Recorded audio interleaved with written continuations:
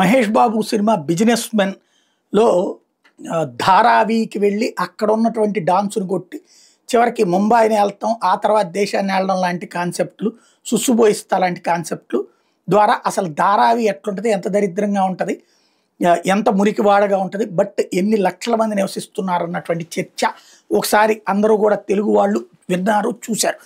ఆ ధారావి స్లమ్ముని కాస్త డెవలప్ చేయడానికంటూ అదానీ సంస్థలకు అప్పట్లో అంటే ఒక టెండర్ పిలిస్తే మహారాష్ట్ర ప్రభుత్వం అదానీ సంస్థలు దాన్ని ఓన్ చేసుకోవడం, ఆ తర్వాత వచ్చిన కాంట్రవర్సీస్తో ఆగితే ఇప్పుడు 95,790 కోట్ల రూపాయల వ్యయంతో ధారావి రీడెవలప్మెంట్ ప్రాజెక్ట్ అంటే టోటల్గా అక్కడ ఉన్నటువంటి మురికివాడలో ఉన్నటువంటి పబ్లిక్ అందరినీ ముందు అవతలకి షిఫ్ట్ చేసేసి ఉన్న ఇళ్ళన్నీ కూల్చేసి అక్కడ అపార్ట్మెంట్ల టైపులో డబుల్ బెడ్రూమ్ హౌసెస్ కట్టి ఆ తర్వాత ఇదే లేబర్కి ఇచ్చేటటువంటి కాన్సెప్ట్కి సంబంధించినటువంటి ప్రతిపాదనని ఓకే చేసింది మహారాష్ట్ర సర్కార్.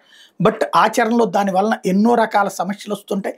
ఇల్లు పోగొట్టుకున్నోడికి మళ్ళీ వస్తుందో రాదో తెలియదు, కార్పొరేట్ కంపెనీలు సకాలంలో చేస్తాయో లేదో తెలియదు. అవి బీజేపీ గవర్నమెంట్కి ప్రయోజనమా నష్టమా, ముంబైలో రాబోయే రోజుల్లో ఏం జరగబోతుందనేది చూడాల్సి ఉంది.